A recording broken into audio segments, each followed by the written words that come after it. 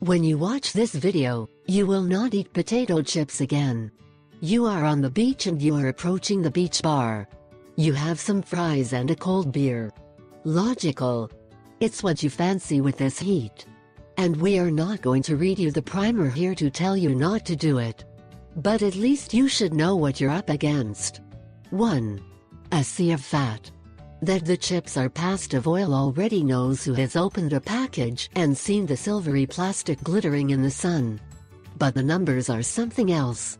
And is that as highlighted in a study of OQ, the amount of fat contained in potato chips reaches up to a percentage of 34%, which is a third of the bag consumed. 2. Bad oils.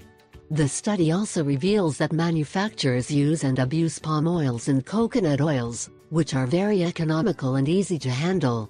However, both are considered to be of little benefit to health. In overall fat quality, OQ values the percentage of saturated fats and trans fats. 52% of products get a bad note, a worrying result. 3. An alternative. So, what to do? The lunch boxes are the key.